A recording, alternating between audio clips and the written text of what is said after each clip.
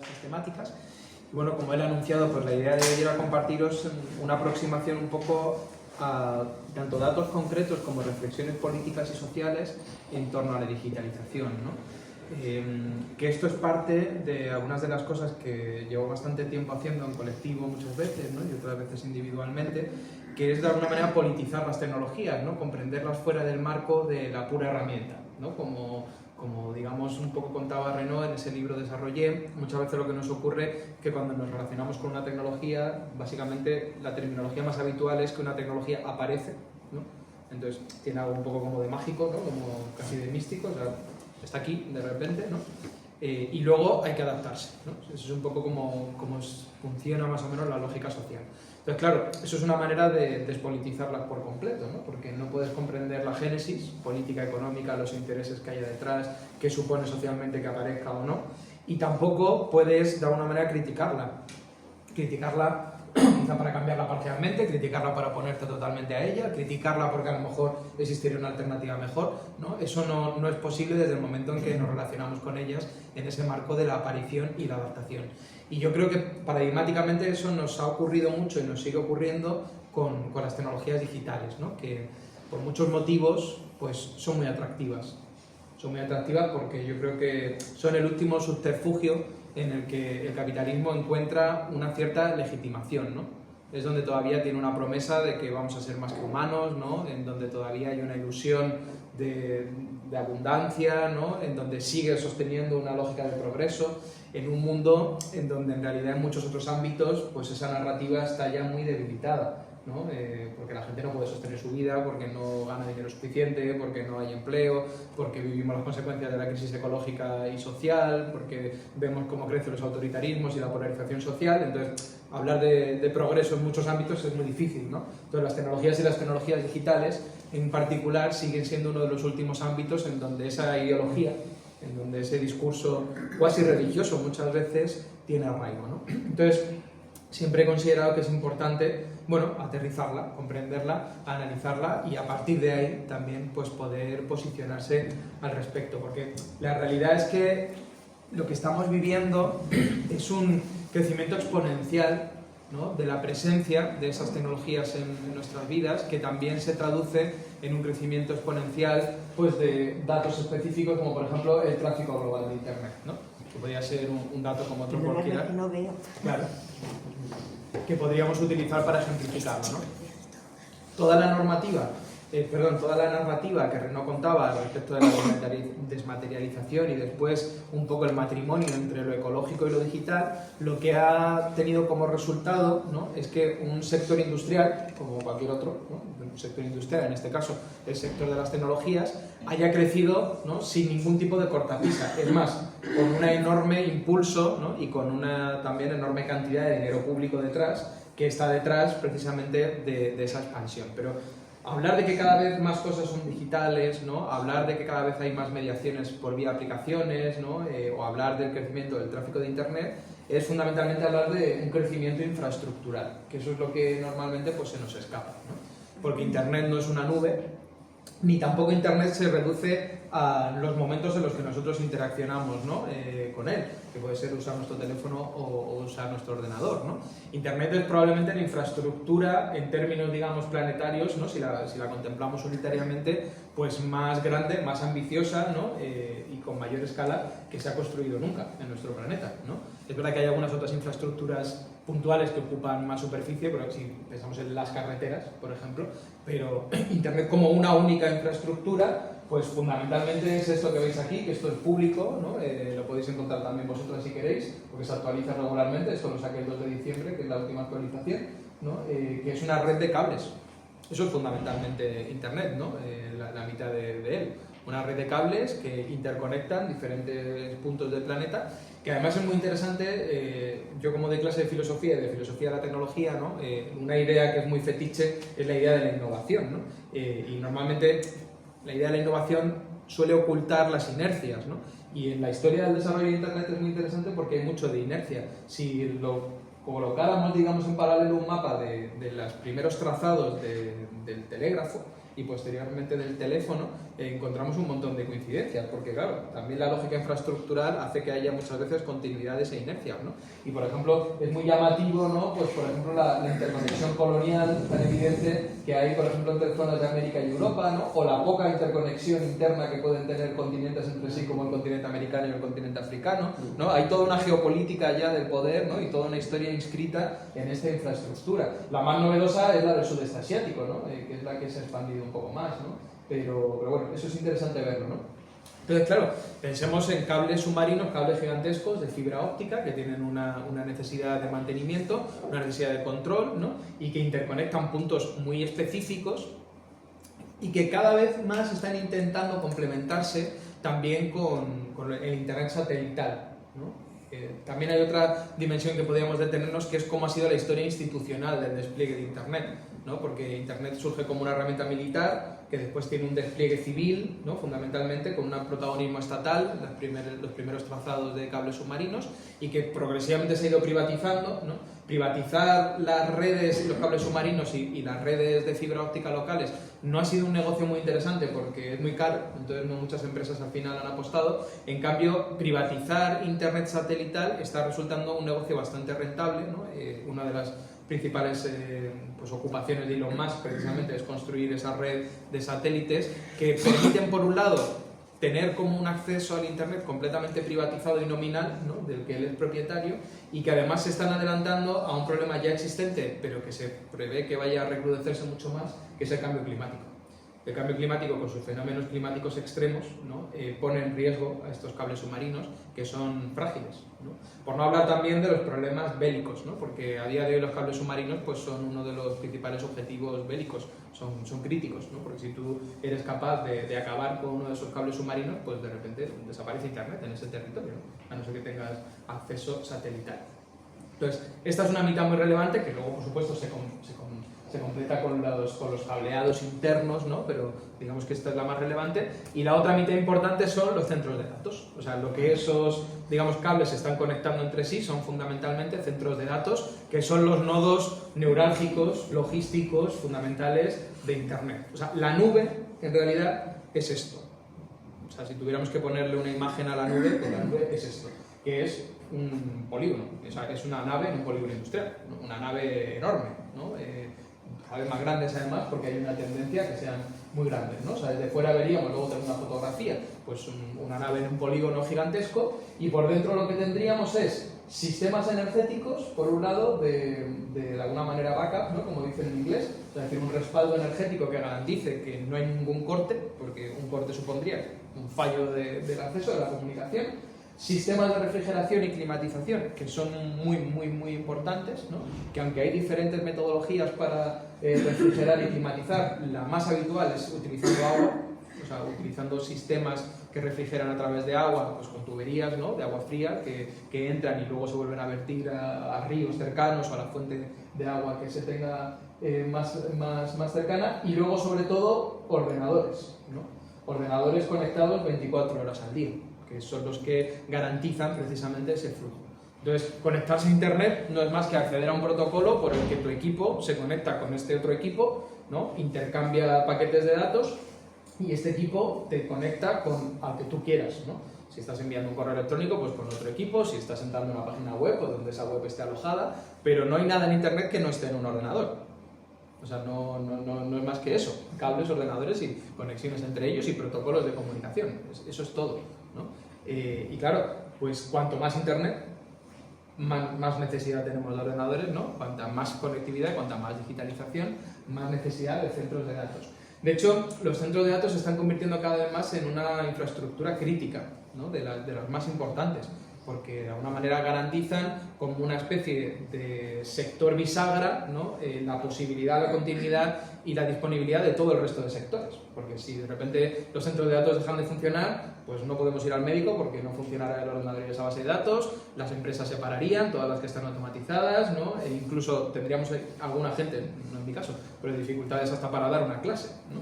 Entonces, esas infraestructuras son críticas, se tratan como tal y están dando lugar ya a situaciones paradójicas, ¿no? Esa prioridad al final se transforma pues, en eventos que son muy dramáticos, como por ejemplo el que sucedió hace poco en Puerto Rico, ¿no? En la zona caribeña hay una concentración importante de centros de datos, como de cables, como habéis visto, y es una zona que es sensible climáticamente a tifones o a fenómenos climáticos extremos. Hace un par de años, por ejemplo, hubo una tormenta muy grande, ¿no? Un huracán que dejó a toda la isla sin luz y con dificultades para acceder al agua potable, y en cambio los centros de datos siguieron funcionando sin ningún tipo de problema, ¿no? Y se dio la situación paradójica de que la gente se tuvo que refugiar en los centros de datos para tener acceso a agua y electricidad, ¿no? Ahí yo creo que es una imagen, ¿no? Si se quiere así, aunque sea un caso entre muchos, que demuestra la importancia y la centralidad que tiene, ¿no? Pero claro, si al final lo que tenemos es Internet como una suma de equipos, centros de datos, ¿no? Y la interconexión entre ellos, pues lo que tenemos son impactos ecológicos, ¿no? que son medibles y que existen. Entonces, yo aquí me he centrado en traer los datos, ¿no? Sobre impactos ecológicos en términos energéticos, que son de los más importantes, ¿no? Porque digamos que el crecimiento tan importante que están teniendo los centros de datos, sobre todo impulsado por las herramientas de inteligencia artificial, pues es percibido ya, incluso por organismos como la Agencia Internacional de la Energía, como un desafío energético, ¿no? Porque hace falta muchísima energía para sostenerlos. Datos en torno al agua, por lo sensible que es, ¿no? Ese acceso al agua y lo conflictivo que es, y alguna referencia más que datos, porque acceder a datos específicos es dificultoso, pero alguna referencia sobre la cuestión, digamos, material, ¿no? En torno a minerales y metales. Entonces, he traído una pequeña progresión para que veáis también cómo esto está creciendo exponencialmente, ¿no?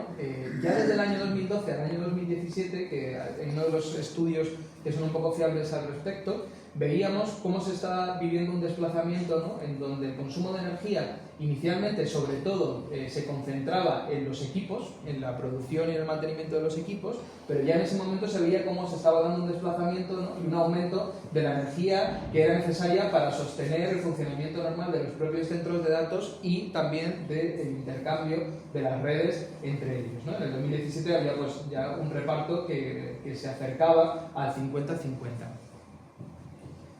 Claro, eso ha ido marcando una evolución en los consumos, ¿no? Es difícil estimar cuál es el consumo energético de las nuevas tecnologías, es algo complicado. Es complicado porque están muy distribuidas, es complicado porque no es muy fácil saber qué se mide y qué no, y sobre todo es muy complicado porque las grandes empresas de telecomunicación son extremadamente opacas al respecto de sus consumos, y como no tienen obligación tampoco de ser transparentes, no hay ninguna ley que les obligue, ¿no? Pues los datos que tenemos sobre muchos de sus consumos muchas veces tienen que venir de ingeniería inversa, ¿no? O sea, ellos dan un dato y se intenta, por ejemplo, ver cuál es la carga en la red de la zona para ver que no puede ser ese dato y que es mayor, ¿no? Pero bueno, hay estudios que han intentado hacer ese ejercicio, y para el año 2008 un artículo científico estimaba, luego os voy a dar referencias, que el conjunto de esas tecnologías, ¿vale? Los centros de datos, televisiones, ¿no? Las redes, los ordenadores, etcétera, ya estaban de alguna manera costando 1.470 teravatios hora, ¿vale? ¿Cuánto es 1.470 teravatios hora? Mira, pues para que os hagáis una idea, en 2012, un poquito después, se hizo otra nueva medición, ¿no? Ya dejando con más precisión dentro centros de datos, redes, ¿no? Lo que sirve para que estas funcionen y los procesos de producción, y ya se estaba estimando en 1.817 teravatios hora, que en los consumos de ese año, si se hacía el equivalente de un país, era como si fuera el tercer país del mundo que más electricidad consumía. O sea, es decir, las tecnologías consumían, ¿no? Solamente un poco menos un poco menos, la mitad, un poco más de la mitad que Estados Unidos, y más que toda Rusia, o más que todo Japón, o más que toda la India, ¿no? Para que tengáis una referencia. Ahí estábamos en 1817 teravatios hora. 2023. Habíamos pasado ya a 2198, en otro estudio que hay que es más o menos fiable, ¿no? Incluyendo más o menos los mismos elementos que os mostraba. Claro, 2198 teravatios hora del año 2023-24, ya era, de nuevo, el consumo del tercer país del mundo, pero se acercaba bastante más al de Estados Unidos con 4.145, ¿no? Es verdad que China se sale de la escala con 8.990 teravatios hora, ¿no? Pero otra vez se situaba esas tecnologías como si fuera el tercer país del mundo, el tercer país que más electricidad, ¿no?, consume del mundo. Y eso era, digamos, antes del boom de la inteligencia artificial, ¿no? O sea, ya estábamos en unas cifras que eran muy, muy notables. ¿Qué ha ocurrido? Pues que han irrumpido, ¿no?, esas inteligencias artificiales. Y las inteligencias artificiales son muy voraces energéticamente. Son muy voraces en dos fases, ¿no? Primero para entrenarlas, luego os voy a explicar bien qué es una IA, porque muchas veces hablamos de IA y no sabemos muy bien lo que es, pero pensad que hay todo un proceso de producción de una IA que necesita de un aporte, ¿no?, muy importante de datos y que por tanto requiere de mucha capacidad de cómputo, ¿no? Y por tanto hay un consumo energético muy importante. Por eso se está calculando ahí en el 2025 230 teravatios hora solamente para esa IA. Pero luego, claro, si tú quieres poder utilizarla, necesitas tener de alguna manera backup, ¿no?, en términos de esos centros de datos que garanticen esa posibilidad de acceso. Y eso está haciendo que el número de centros de datos, ¿no?, y los consumos de esos centros de datos también aumenten. Y ya solamente los centros de datos, en 2025, se estaba de alguna manera calculando que podrían estar gastando 474 teravatios hora, ¿no?, sobre esos 2.198. O sea, ya una componente muy, muy relevante, ¿no? Si vamos incluso a pensar en empresas concretas, ¿no?, estamos viendo ya que empresas como Google, como Microsoft, ¿no?, tienen consumos mayores a países enteros. O sea, ya no el conjunto de todas las tecnologías, que dices, bueno, claro, es mucho, ¿no? Ya solamente empresas concretas, empresas específicas, ¿no?, tienen demandas energéticas que son equivalentes a las de millones de personas, ¿no? Millones de personas utilizando esa electricidad. Y lo más preocupante es cómo va a ser la evolución, ¿no? Este gráfico está extraído de un informe de este año de la Agencia Internacional de la Energía, ¿vale? Que si no lo sabéis, pues es como la agencia de referencia con sede en Estados Unidos que hace proyecciones sobre cómo van a ser las necesidades energéticas. Eso es el establishment, no es ningún grupo anticapitalista ni nada parecido, ¿no? Que muchas veces utilizamos algunos de sus datos porque muestran un poco el cuello de botella en el que se encuentra el propio capitalismo industrial hoy, ¿no?, con unas necesidades para dar continuidad a sus, de alguna manera, requerimientos de crecimiento económico que son un poco fantasiosas, ¿no?, en términos de un sustento material. Entonces, en el año 2024 estaban situados más o menos ahí en esos 474 que os decía, ¿no?, el consumo de esos centros de datos, y están proyectando qué va a pasar, qué puede pasar en el futuro, de aquí al 2035, ¿no?, haciendo diferentes escenarios. El amarillo es que se generaliza masivamente la inteligencia artificial, ¿no?, y el naranja, digamos, que es el más conservador, ¿no?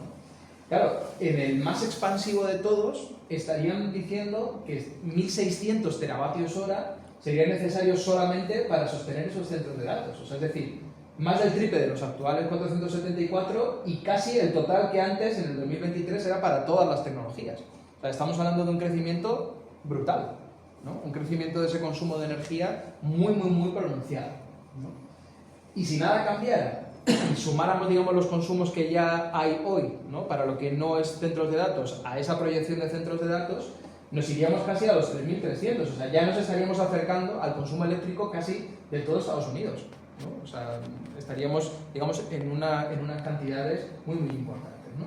Entonces, los requerimientos energéticos son muy voraces, están en expansión y, claro, esa electricidad hay que generarla. Evidentemente, no sale de la nada, ¿no? Generar esa electricidad supone, pues, muchas cosas, pero fundamentalmente hacer funcionar el mix energético que funcione en cada uno de los territorios, ¿no? La Agencia Internacional de la Energía hace un análisis también en clave mundial de cómo más o menos ha ido evolucionando el aporte, ¿no?, energético que sostiene a los centros de datos. Y hoy podemos decir que los centros de datos son fundamentalmente fósiles y nucleares. O sea, en más del 50% el consumo energético lo sostiene la quema de carbón, la quema de gas natural, ¿no?, y la energía nuclear. Se está proyectando que cambie, digamos, esa porcentualidad sin nunca eliminar el factor fósil. O sea, es decir, que estaríamos hablando de que una sociedad que se descarboniza, que supuestamente hace una transición verde, que supuestamente la digitalización es un vector de descarbonización, se cuenta con que sea precisamente los combustibles fósiles los que en gran medida sostengan esos centros de datos. Pero incluso quizás más preocupante, ¿no?, lo más preocupante quizá también es que se cuenta que sean también las energías renovables las que sustenten esos centros de datos, ¿no? Y eso, a un territorio como la península ibérica, es muy importante, ¿no? Porque claro, ¿qué está pasando? Estamos viviendo una reproducción de las injusticias territoriales históricas, ¿no? Que como poco podemos retrotraer hasta el franquismo, si no antes, ¿no? Otra vez, la misma carga infraestructural está recayendo sobre los mismos territorios que ya fueron previamente sacrificados, pues para la construcción de presas, ¿no? Para la construcción de centrales nucleares, bueno, ahora para macroparques eólicos o solares. Y digamos que la gran argumentación que está sobre la mesa es que esto se hace para descarbonizar nuestra economía. O sea, es decir, que toda esa electricidad va a estar al servicio de la gente o va a estar para el servicio, digamos, de una industria racionalizada, ¿no? Para las cuestiones que sean básicas de sostener, pues no sé, por producir alimentos o para producir muebles. No. La realidad es que los contratos preferentes, los que se llaman PPA, que garantizan un acceso constante y con tarifas más fijas, ¿no? No como a nosotros, que nos cobran según la fuente más cara que entre, ¿no? O sea, ellos les garantizan una tarifa fija que está asociada al coste de producción, que es muy bajo, en el caso de las energías renovables. Esos contratos están masivamente siendo acaparados por centros de datos. Y esta es una noticia de un portal de empresa, o sea, no de Ecologistas en Acción, ni de ningún grupo en defensa del territorio. Centros de datos y energías renovables es una alianza estratégica para el futuro energético, ¿no? Eso es lo que se está proyectando. Yo, por ejemplo, que participo en el movimiento ecologista en el País Vasco, que es donde vivo, en Álava hemos tenido un conflicto muy importante con una empresa que se llama Solaria, porque la Llanada Alavesa quiere hacer un macroparque fotovoltaico muy importante, ¿no? Y hemos tenido un conflicto político importante porque sectores políticos del País Vasco defendían ese proyecto en la narrativa de la descarbonización, y se filtró hace poco que el grueso de esa producción está justamente enganchándose a día de hoy en un contrato prefirmado a un macrocentro de datos que se está ahí proyectando, ¿no? Algo parecido está pasando en Aragón, que luego os voy a contar, ¿no? La macroinstalación eólica que tienen en la provincia de Zaragoza particularmente, pues está siendo un atractor muy importante para la instalación de centros de datos, y algo parecido también está ocurriendo en Castilla-La Mancha, ¿no? Por ejemplo en Toledo, que también se está desarrollando de la mano por grandes proyectos solares y un nuevo boom de atracción de centros de datos, que digamos es un sector que todavía está en un momento seminal en la península ibérica, o sea que no se ha instaurado con fuerza, ¿no? Pero que en otros lugares como por ejemplo Chile o Irlanda, ¿no? Donde realmente tiene mucho peso, en Estados Unidos, pues ya de alguna manera ha demostrado cuáles pueden ser las problemáticas que trae asociadas, de algunas voy a hablar, y que sobre todo tienen un problema, que es que como toda infraestructura, ¿no? Como todo sector industrial por el que se opta, una vez que se instala en el territorio, de alguna forma genera una especialización productiva y se convierta en un atractor. Es decir, si empezamos a poner 1 o 2 o 3 centros de datos, por ejemplo en Aragón, pues lo más normal que vaya a ocurrir es que no vaya a haber otro sector industrial que le compita, sino que se convierta en un gran hub, ¿no? Eso lo ha pasado a Dublín, por ejemplo. Ahora mismo todas las inmediaciones de Dublín están llenas de centros de datos, ¿no? Porque se ha convertido pues, en un sector muy atractivo, ¿no? Entonces, es problemático que sean fósiles, por supuesto, porque vamos a seguir emitiendo gases de efecto invernadero y no vamos a frenar el cambio climático, pero también es problemático que utilicen energías renovables, porque todo lo que se utiliza para la computación en centros de datos no se utiliza para ninguna otra cosa. Emisiones, evidentemente se pueden medir, ¿no? Las emisiones que están acopladas a los centros de datos a día de hoy se estiman más o menos en 200 megatoneladas de CO2. ¿Qué es eso? Pues eso es prácticamente todas las emisiones de España, para que os hagáis una idea. O sea, en 2024 España emitió más o menos eso, ¿no?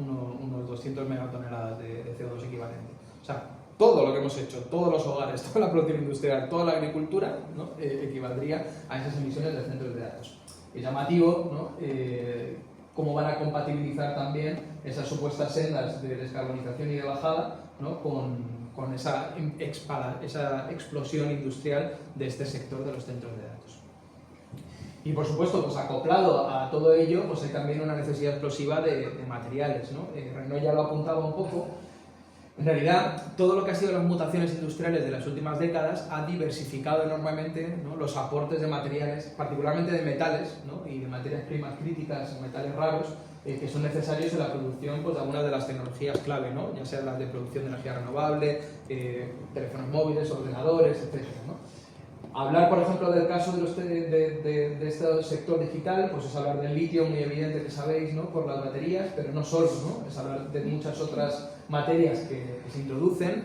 Y para que tengáis una idea más o menos, pues por ejemplo el indio es importante para las pantallas táctiles, el galio para los semiconductores, ¿no? Que también utilizan por supuesto mucho cobre, ¿no? y mucho silicio, el tantalio está en los capacitadores, el neodimio para los imanes, que es el mismo neodimio que se utiliza también para las eólicas, que también hay un cuello de botella de materias primas críticas, o el germanio para construir, por ejemplo, la fibra óptica, ¿no?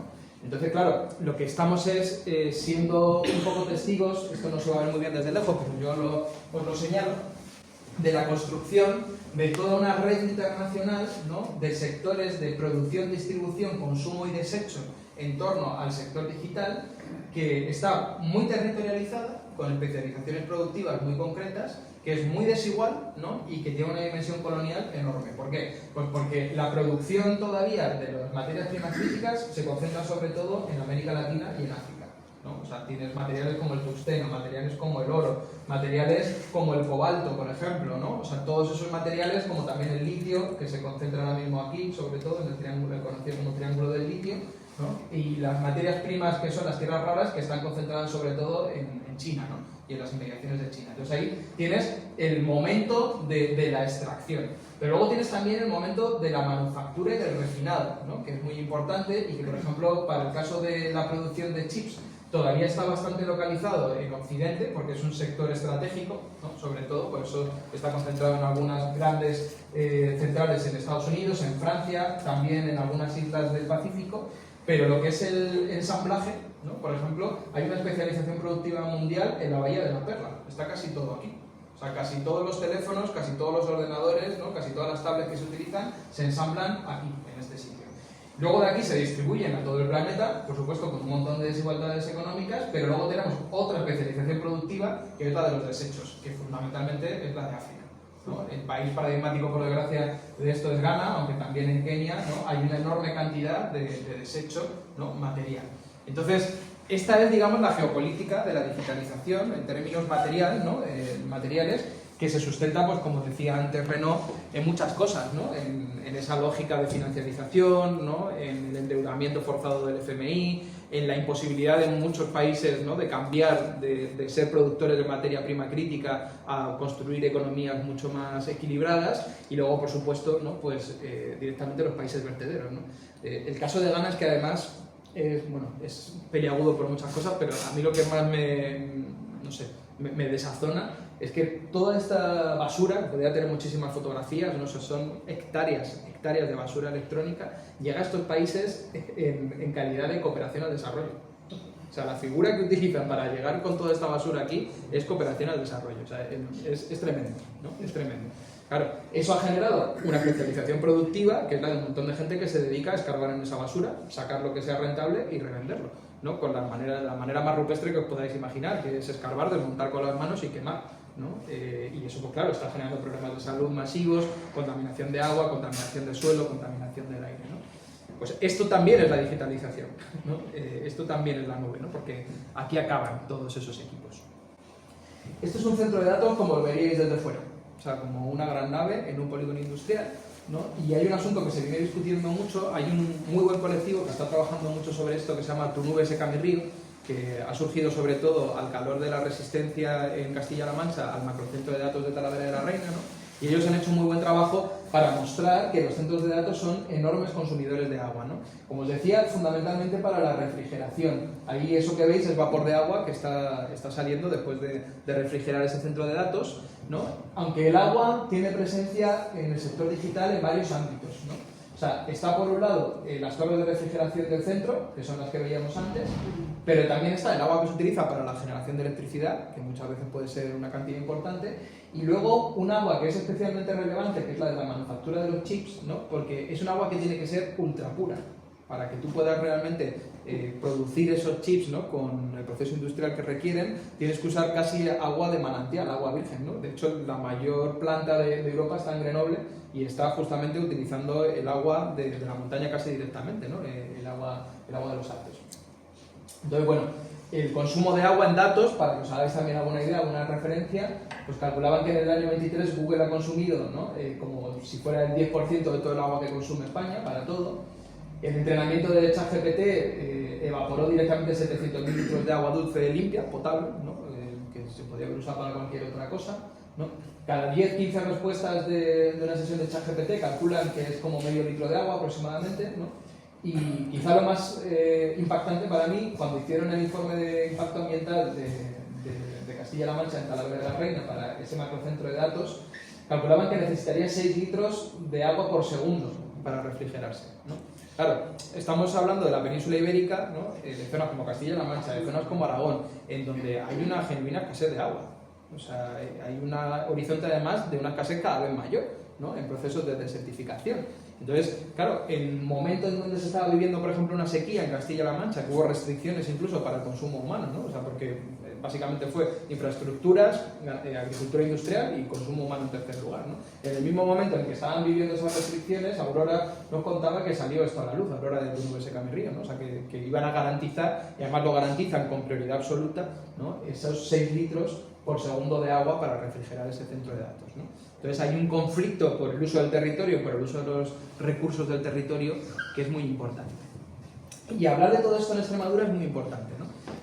Ana Valdivia, que es la autora de este artículo, que os lo recomiendo, que tiene 2 páginas solamente, si queréis leer algo después de esta charla puede ser este artículo, es una de las investigadoras más importantes sobre los impactos ecológicos y sociales del día, es profesora en Oxford y se dedica a esto, ¿no? Y escribió este artículo, que aquí no lo pone directamente, pero donde pone España rural es Extremadura, sobre todo. O sea, habla mucho de Extremadura, ¿no? Hablando de cómo en Extremadura a día de hoy el auge de la minería, pero también la posibilidad, ¿no?, de una oferta atractiva para la instalación de centros de datos, tiene los visos de convertirse en uno de los principales conflictos que pueden, ¿no?, suscitarse de aquí a los pocos años, igual que también en Castilla-La Mancha, que es el otro caso que aborda en el artículo, ¿no? O sea, es decir, si aquí quieren abrir una mina, no es por casualidad. O sea, es decir, tiene que ver justamente con el desarrollo de muchos sectores industriales, pero también este, ¿no? Y si aquí quieren poner un centro de datos, pues van a tener condiciones probablemente muy favorables, ¿no? De abundancia de agua, ¿no?, de tierra que es barata, de pueblos que están poco habitados y por tanto con menos capacidad de resistencia y con pues, un gobierno que ofrece paz social, ¿no?, que como ofrecen en los encuentros internacionales, ¿no?, recursos y paz social. Entonces, bueno, ojalá que no, pero toda esta información puede llegar a ser muy relevante en el caso de que se ponga en marcha alguna de esas infraestructuras. Entonces, este esquema que se lo he tomado prestado a Luis Herranz, que es un amigo informático que ha dedicado toda su vida a investigar la IA y a la producción de imágenes, y ahora cuando existe está realmente muy preocupado y ahora dedica toda su vida a oponerse a la IA. Entonces está haciendo mucho trabajo de investigación y de divulgación sobre ello, ¿no? Y hace este esquema que yo creo que lo sintetiza bien, ¿no? Nosotros cuando nos relacionamos con ChatGPT o con cualquier otro modelo de inteligencia artificial, nos relacionamos con esto, con el modelo ya entrenado, ¿vale? Está siendo ya recurrente señalar que inteligencia artificial, ¿no?, es probablemente ya de por sí el mayor éxito de marketing que ha tenido este sector nunca en su vida, ¿no? Porque ha conseguido colarnos una noción que es falsa en sus 2 dimensiones. Primero, que no es, digamos, artificial en sentido lato, porque requiere de un input de trabajo humano, ¿no?, y de datos personales, que es enorme. O sea, si tú quieres entrenar un modelo de IA, lo primero que necesitas es conseguir acaparar un montón de datos, ¿no? Todos esos datos son los que nos roban sistemáticamente, ¿no?, porque son los que trazan a través de nuestra vida en Internet, a través de nuestros dispositivos, etc. Y luego requieres de un montón de trabajo de personas que lo que hacen es entrenar a la IA. O sea, es decir, cuando inicialmente la IA, tú le decías, prodúceme una imagen de un gato, por ejemplo, ¿no? Pues claro, te producía cualquier cosa, ¿no? Tenía que haber una persona ahí que dijera, no, bueno, esto no es un gato, porque yo lo sé, porque a lo mejor tiene tres patas y no 4, ¿no? Y eso en un proceso muy largo de retroalimentación, ¿no?, que ha sido sobre todo sustentado a base de trabajo muy barato en países del sur global, mucho en África, cuando digo muy barato a lo mejor pues €1 la hora, ¿no?, que es un trabajo similar al que Renaud decía, por ejemplo, del control de contenido, ¿no?, cuando un montón de gente, cuando una publicación se elimina, tiene que verla previamente. Entonces, no es artificial, ¿no?, sino que de alguna manera tiene toda esta componente, ¿no? Lo que tiene artificialidad, entre comillas, digamos, es que es tecnológica, claro. O sea, necesitas para todo el proceso de entrenamiento equipos, capacidad de computación, ¿no?, todos los materiales, la electricidad, la energía y los impactos sociales que eso supone, ¿no?, en los territorios que lo garantizan, y luego todos los desechos y los impactos sociales que esos desechos tienen, ¿no? Y también hay que comprender que no es inteligencia, ¿no?, es inteligencia en el sentido que nosotros más o menos lo pensamos. Ahora entro en eso, ¿no?, porque por centrarme un poco más en que no es artificial, sino que tiene una dimensión también laboral muy importante, también podríamos comprender la inteligencia artificial, ¿no?, como el paradigma de la redistribución desigual del trabajo en el mundo neoliberal globalizado, ¿no? Lo que antes os decía, o sea, hay personas que se dedican a la extracción, ¿no? Hay personas que se dedican al desarrollo de software, a la gran empresa de ensamblaje, ¿no? Y luego el trabajo no pagado de los usuarios, ¿no? En los nuevos trabajos también, ¿no? Muy precarios, como el que Renaud antes señalaba, ¿no? Repartidores, ¿no? Gente que se dedica al trabajo de plataformas, y luego sí, una pequeña clase intelectual, ¿no? Que accede a trabajos muy bien pagados en los centros del imperio, por así decirlo.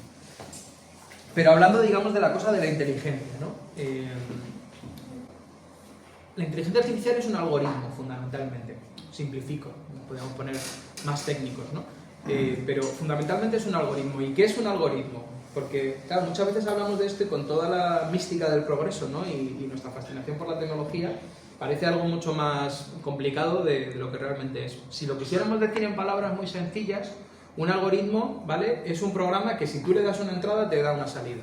Es decir, que es capaz de hacer una correlación, ¿vale? Entonces, llevamos conviviendo con algoritmos ya muchísimo tiempo, ¿vale? Por ejemplo, pues, Google es un algoritmo. ¿Qué quería ese algoritmo? Pues que si tú le dabas una entrada que fuera una palabra, ¿vale? Te diera una salida que fuera una lista de páginas web que te pueden interesar. Entonces, básicamente ese programa, ¿no? Funcionaba de manera probabilística.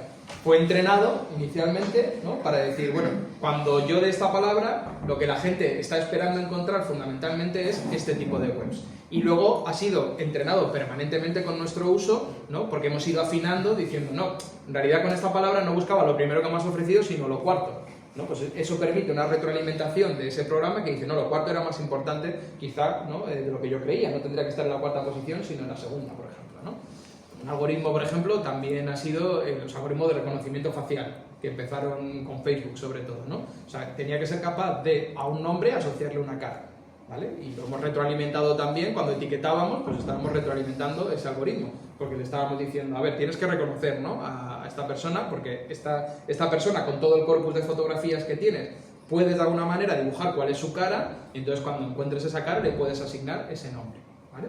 Entonces, los algoritmos, los más importantes a día de hoy son productos industriales, cajas negras que no conocemos, ¿no? Porque es lo más valioso que tiene. O sea, Google vale lo que vale porque tiene su algoritmo. Si su algoritmo fuera público, Google ya no valdría nada, ¿no? Porque en base a su algoritmo, él ha podido hacer negocio, por ejemplo, poniéndonos publicidad. O sea, como funciona tan bien, nos da tan bien lo que queremos, pues nos da igual que a lo mejor aparecieran unas cosas que sabíamos que no eran las que nos interesaban, ¿no? Y ellos podían hacer valer ante las empresas justamente su capacidad de crear un monopolio, ¿no? O sea, es decir, al final todo el mundo va a buscar aquí. Igual que al final todo el mundo va a comprar en Amazon, ¿no? Amazon no es exactamente un algoritmo, aunque tiene algoritmos detrás que también lo hacen funcionar, ¿no? Pero ha garantizado también la construcción de ese monopolio. Entonces, una IA, digamos, es un algoritmo muy ambicioso, ¿no? Porque de alguna manera lo que ha pretendido ya no es hacer esas correlaciones sencillas, sino hacer correlaciones muchísimo más complejas. Es decir, lo que quiere es que cuando tú le hagas una frase o cuando tú le digas una palabra, ¿no? Él pueda generarte un texto o pueda generarte una imagen o pueda generarte incluso un vídeo. Que tú le digas algo así como una mujer nigeriana o una mujer mexicana o una mujer americana y sea capaz de generar esa imagen. Que en términos técnicos no deja de ser una gran proeza, ¿no? ¿Cómo han conseguido eso fundamentalmente? Pues con esos procesos de entrenamiento, ¿no? Pues es decir, lo que han hecho es construir una gran matriz de probabilidades en donde, de alguna manera, ese concepto o esa frase, ¿no? Viene asociado a una textualidad o a una imagen concreta y que, en términos de un bucle muy largo, por eso son tan, de alguna manera, consumidores de energía en los procesos de entrenamiento y con un refinado, va dando resultados que son, de alguna manera, cada vez más reconocibles por un ser humano, ¿vale? Pero entonces, si uno se enfrenta a la IA en términos de una lógica algorítmica, ¿no? Es muy difícil pensar ahí en una inteligencia tal como nosotros comprendemos una inteligencia, ¿no? Porque una inteligencia pues, requiere de previsión, ¿no? Requiere de interpretación, suele venir asociada a una subjetividad, incluso a una mente, ¿no? Por no hablar de que tiene dimensiones corporales, emotivas, emocionales, etc., ¿no? Pero incluso en términos, digamos, de una inteligencia puramente matemática, ¿no? En la matemática hay creatividad, ¿no? Aquí no puede haber creatividad, solamente puede haber, de alguna manera, reproducción de lo mismo. Entonces, la inteligencia artificial está fundamentalmente limitada por los datos con los que se le ha entrenado, ¿no? Si hay algo que nunca jamás alguien había hecho, este algoritmo no te lo va a reproducir. O O sea, no va a poder aparecer algo que no existiera ya, solamente va a poder aparecer en una combinatoria distinta, ¿no? Entonces, claro, entendido así, aparte de que se vuelve mucho menos interesante, ¿no? También demuestra que es mucho menos fiable y sobre todo también nos alerta sobre la enorme capacidad de riesgos que tiene a la hora de crear sesgos, ¿no? Y a la hora de crear pues una imagen del mundo muy empobrecida, fundamentalmente muy empobrecida, ¿no? ¿Por qué? Pues porque, por ejemplo, ¿qué estaban viendo la gente que trabaja las cuestiones de imágenes? Pues que básicamente, ¿no? Cuando una IA que genera imágenes reproduce una imagen a partir de un texto, lo que hace es que es absolutamente aburrida en el sentido de que reproducirá el tópico más absoluto, ¿no? O sea, son los estereotipos los que van a estar más presentes, porque son los que de alguna manera se han alimentado más, ¿no? Las IAs tienen que ser siempre muy correctas, muy políticamente correctas, ¿no? Las IAs siempre van a reproducir la idea que es más o menos dominante, ¿no? Por ejemplo, había ejercicios, experimentos que se hacían cuando se estaba hablando un poco más que ahora, aunque seguimos hablando de ello, sobre el genocidio en Palestina, ¿no? Y se le pedía a una IA que escribiera un texto sobre ese tema, evitaba sistemáticamente la mención de genocidio, por ejemplo, ¿no? O evitaba sistemáticamente hablar de ocupación, porque el corpus de información que tiene no existe. No porque haya una programación maligna o porque la IA sea fascista comúnmente, no es eso, sino simplemente porque eso no es la idea dominante, ¿no? Y además, claro, ¿qué ocurre? Que como nos relacionamos con ese algoritmo como si fuera una mente, porque, claro, somos animales, ¿no? Y animales de lenguaje, entonces no conocemos más que cosas con lenguaje que tengan mente. Si algo nos habla, asumimos que es porque tiene una personalidad, una subjetividad, una mente, ¿no? Un lenguaje sin mente es algo nuevo como especie, nunca nos lo habíamos encontrado, ¿no? Pero asumimos que hay una mente y entonces, claro, establecemos una relación afectiva, una relación de confianza, ¿no? Incluso una religión, o sea, una relación que es casi religiosa, oracular, ¿no? O sea, al final lo que se está construyendo es como una especie de oráculo, ¿no? Que tiene la respuesta definitiva para todo. Una respuesta que además no nos permite realizar atribuciones, o sea, es decir, no podemos aproximarnos críticamente a ellas, porque yo puedo leer el ABC si quiero, no tengo normalmente esa afición, pero si lo hago, pues sé que es un periódico, que tiene una editorial, que tiene una línea, ¿no? Que tiene unos autores, y puedo discutir con ello o no, ¿no? O puedo saber que hay 8 periódicos, ¿no? Disponibles para mí. Eso ya se había desdibujado mucho en el momento en que se introdujeron por redes como Twitter, ¿no? Porque en Twitter no hay personas solamente, en Twitter hay mensajes automatizados, en Twitter hay un algoritmo, Twitter es fundamentalmente un algoritmo que le va a dar más relevancia a una información que a otra, ¿no? En base a criterios que yo no conozco, por ejemplo, ¿no? Pero claro, en la IA eso desaparece por completo. Un texto generado por IA, yo no puedo saber exactamente qué componentes de qué elementos de lo que existía en la red ha utilizado, porque si lo supiera ya tendría el algoritmo y por tanto no tendría el negocio, no lo podría reproducir, ¿no? Entonces, estamos generando, ¿no? Una neutralización, una naturalización de un montón de sesgos, ¿no? En espacios que son muy sensibles. Esto se ha estudiado un montón, por ejemplo, pues sesgos, por ejemplo, en términos, ¿no? de raza en Estados Unidos, por ejemplo, en la labor judicial y en la labor policial, ¿no? Hay asesores judiciales que dicen, bueno, pues te vamos a recomendar una pena. Pero si la población normalmente que está sometida a eso es negra, por ejemplo, o vive en un barrio negro, normalmente lo que hace es que recomienda una pena mayor, ¿no? Que si la persona es blanca o vive en un barrio blanco. O, por ejemplo, sesgos de género. Hay un montón ahora también de algoritmos que se utilizan para las entrevistas de personal, ¿no? O sea, tú le das un currículum vitae y te sugiere qué puesto le podrías, de alguna manera, pues ofrecer o no. Y está demostrado también que ofrece con más probabilidad puestos de responsabilidad a hombres que a mujeres. ¿Por qué? Pues porque históricamente ha habido más hombres que mujeres en puestos de responsabilidad, entonces reproduce ese mismo sesgo que ya tenía. Pero claro, lo hace de manera neutralizada, ¿no? Naturalizada. Y ese no es solamente un problema, porque claro, si nos quedamos ahí, sería el problema de alguna manera de refinarla, ¿no? O sea, vamos a entrenarla mejor, ¿no? Vamos a hacer que dé mejores resultados, ¿no? De alguna manera que se eliminen esos sesgos, todo un nuevo ámbito que ha surgido, que es el de la ética de la inteligencia artificial, que ahora mismo pues ocupa a mucha gente y mueve muchos recursos. Pero claro, eso es muy, muy, muy simplificador. O sea, lo que tenemos es que comprender toda esa evolución que yo os mostraba. O sea, hemos llegado hasta aquí, de alguna manera, si quisiéramos incluso retrotrayéndonos hasta el inicio de la revolución industrial, mal llamada revolución industrial, ¿no? Hasta el inicio de esa opción industrial de la modernidad.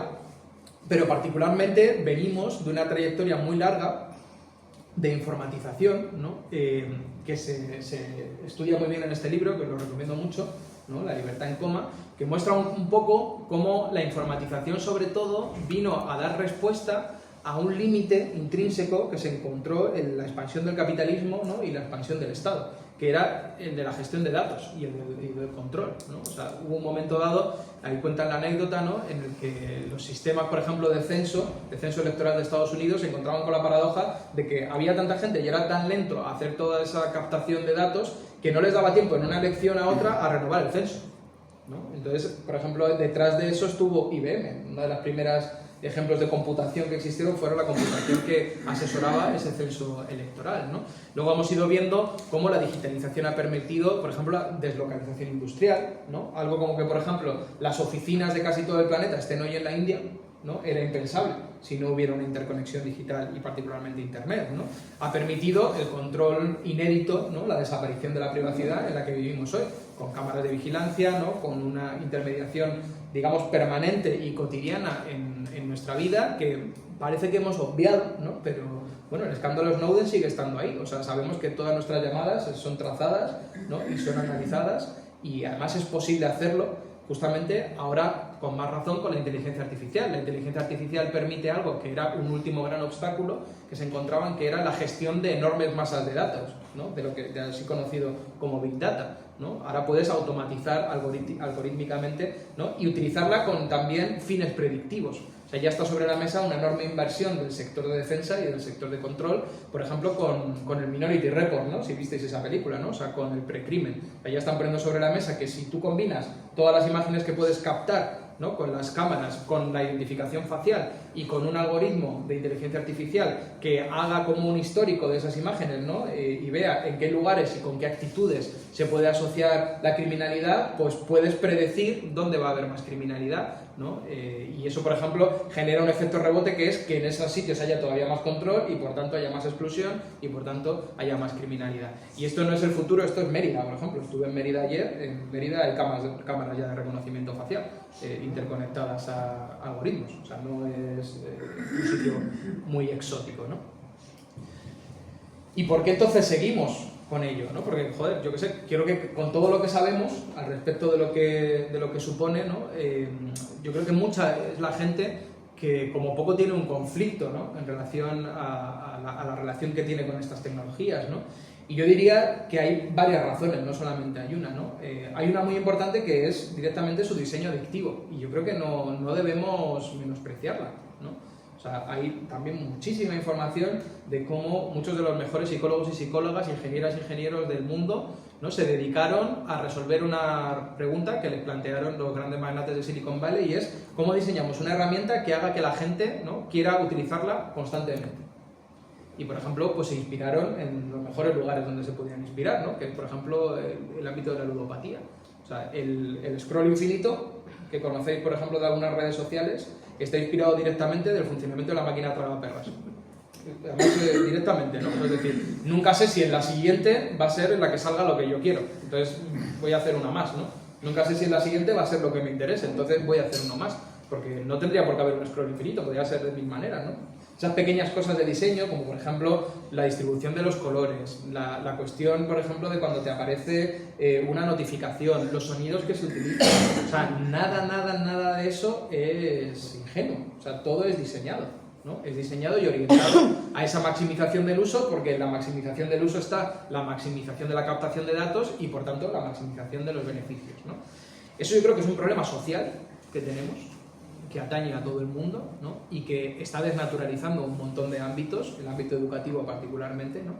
Pero que yo creo que es especialmente acuciante en dos grandes sectores de población, que es en la gente muy mayor y en la gente muy joven, ¿no? Yo creo que en la gente muy mayor, porque no tienen una experiencia previa, un conocimiento de cómo funciona eso, y por tanto quedan, yo creo, como un poco capturados y fascinados, ¿no? Y en la gente muy pequeña, porque claro, es que está interfiriendo con sus momentos y sus procesos incluso de desarrollo cognitivo, ¿no? Claro, ahí hay un problema extra, que es los resultados que eso tiene en la conformación de una personalidad ¿no? De personalidades ansiosas, de personalidades más alienadas, de dificultades para el desarrollo, ¿no? De una sociabilidad. Y en el caso de la IA son muy alarmantes. Hubo un informe en este año 2025 del MIT haciendo una comparación entre el desarrollo cognitivo, ¿no? Utilizando una IA y sin utilizarlo, ¿no? Y se mostraba ya una caída muy importante con una exposición muy breve de unos pocos meses de la IA en el desarrollo cognitivo, porque claro, hay un montón de habilidades de contraste, de producción, de creación que directamente desaparecen, ¿no? Entonces hay un problema de adicción, pero también un problema de alienación que se retroalimenta, ¿no? Porque esa dependencia va generando cada vez pues, una mayor necesidad de esas herramientas y sobre todo pues, un monopolio que elimina otras posibilidades, ¿no? Luego, otro tema que está sobre la mesa, la IA, particularmente en este caso, muchas veces se discute que si va a generar una inteligencia superior al ser humano y que la va a sustituir y que si va a haber un Skynet, bueno, todo eso es propaganda, fundamentalmente, ¿no? La gente que desarrolla IA sabe que eso no es posible en este tipo de modelo, por lo menos, por lo que han apostado. Y además que yo lo estuve hablando con el director del CSIC del Instituto de Inteligencia Artificial, que tuvimos una mesa que compartimos, ¿no? Y me quedé tranquilo de oírselo a él y digo, bueno, pues este señor sabrá algo de lo que dice sobre esta cuestión, ¿no? En cambio, hay una cuestión muy importante y es cómo la inteligencia artificial particularmente viene a suponer un esfuerzo muy logrado por lograr por fin, ¿no? Automatizar y precarizar sectores importantes del trabajo intelectual. Y yo creo que si no fuéramos tan elitistas, muchos de los trabajadores así considerados intelectuales, entenderíamos que esto no es más que lo mismo que ya sufrió el trabajo manual hace un par de siglos, ¿no? O sea, es decir, igual que a día de hoy, aunque tú quieras, no puedes permitirte, ¿no? Un mueble hecho a mano, ¿no? O una ropa tejida a mano, porque ha habido una sustitución formal en el marco del capitalismo, ¿no? De todos esos trabajos a un trabajo automatizado, maquinizado, ¿no? Y en manos del capitalismo, pues estamos de alguna manera encaminándonos a un equivalente en ámbitos pues, como el diagnóstico médico, como la educación, como el diseño gráfico, como la producción musical o incluso como la producción de cine, ¿no?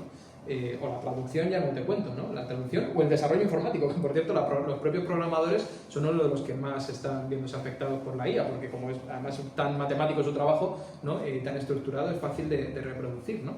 Y eso no es casual. Claro, quitarse a los seres humanos del medio a todas las empresas les conviene, porque somos los más caros y porque somos los más revoltosos, ¿no? Siempre podemos de alguna manera dar algún problema. Cuando desaparece un ser humano siempre es una buena noticia. Claro, hacer desaparecer a un ser humano siempre supone introducir energía e introducir materiales. O sea, si no, no se puede. O sea, para que una máquina haga lo que hace un ser humano, pues tienes que construirla, tienes que mantenerla, ¿no? Y tienes que alimentarla, ¿no? Y yo creo que desde esa clave de la sustitución del trabajo intelectual se entiende mucho mejor, ¿no? un riesgo sociológico que está ahí presente, que se conecta por supuesto con el paro, pero que se conecta también un poco con una pérdida de cierto sentido, ¿no? Porque yo creo que eso que se ha llamado, mal llamado trabajo intelectual, se encontraba siempre en la frontera, ¿no? De las actividades que suponen, en la tradición ilustrada más clásica, pues un vector de humanización, de alguna manera de sentido de la vida, ¿no? O sea, la creación, la escritura, ¿no? La música, el arte, ¿no? Son ámbitos que históricamente pues, se han alineado un poco con lo que nos hace realmente humanos, ¿no? Si todo eso queda automatizado, estandarizado, normalizado al final, ¿no? En ese regurgitado de lo que ya existe, eso tiene efectos, yo creo, muy importantes sobre lo que somos, ¿no? Pero también tiene efectos políticos muy importantes, ¿no?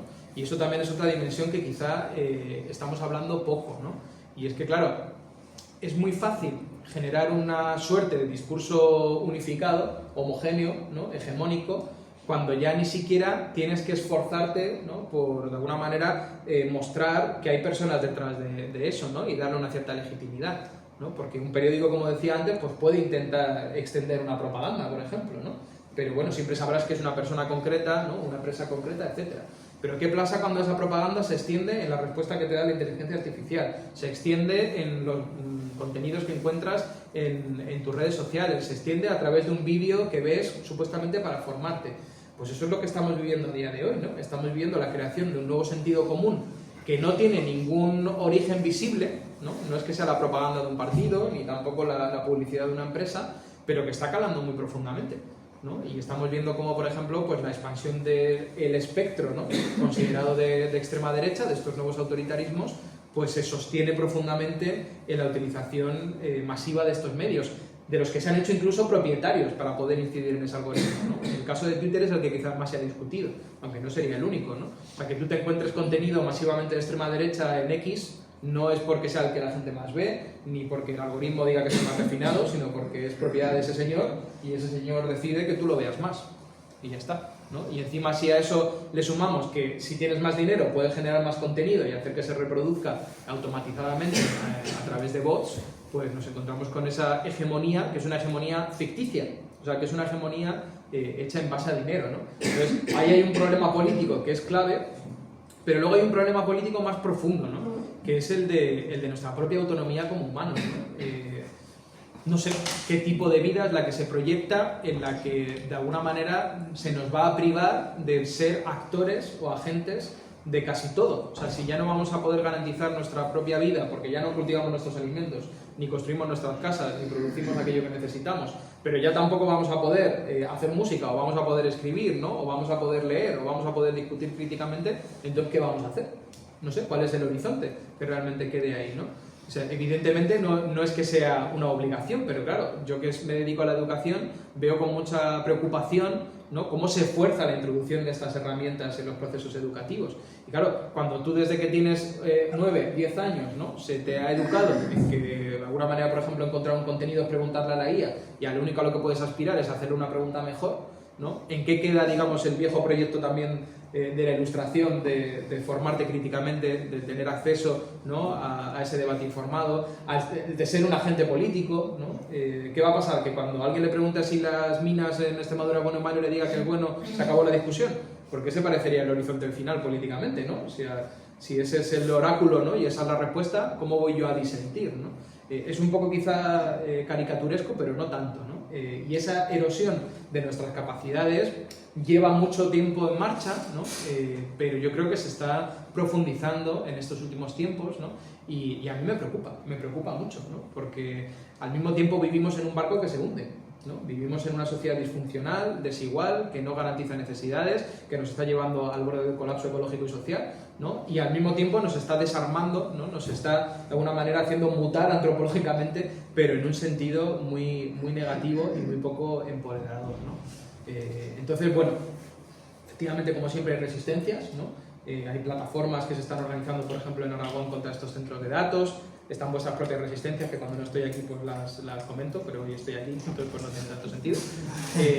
Y hay una pregunta de fondo, ¿no?, que es, en realidad, ¿hasta qué punto estamos o no dispuestos a cambiar nuestros modos de vida? Porque al final hay una interconexión bastante orgánica de todo, ¿no? Nos encontramos en este marco en el que hemos abrazado una noción de vida buena, ¿no?, e incluso de vida libre, que tiene que ver con la delegación. Es decir, que vivir bien es tener mucho dinero, ¿no? Y vivir bien es tener mucho dinero para que otros hagan todo lo que tú no quieres hacer, o no sabes hacer, o ya no puedes hacer, ¿no? Yo creo que frente a eso hay otra alternativa, que es la de que vivir bien es que nos hagamos cargo de nuestras vidas entre todas y todos, ¿no? Y además lo hagamos a ser posible sin tirar por la borda de nuestro planeta, ¿no? Entonces, yo por eso trabajo en el marco del decrecimiento, que es de lo que hablé la última vez que estuve aquí, ¿no? Y en ese sentido creo que decrecer es desdigitalizar en este caso, ¿no?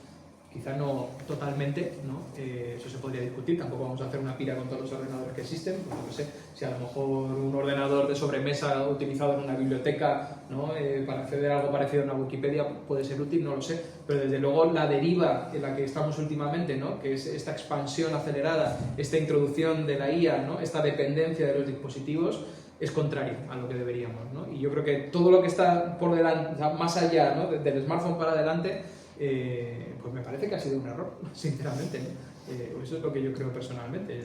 No es lo más popular, ni lo que quizás se piense más, pero creo que ha sido un error, ¿no? Y yo creo que con esta pregunta pues podemos pasar a conversar, si queréis. Yo creo que esto sirve un poco como una retrospectiva de esos impactos sociales y ecológicos, ¿no? Y nos ayuda a pensar en qué momento nos encontramos hoy y qué papel juegan todas estas dinámicas de digitalización. Así que nada, gracias por todo. Gracias.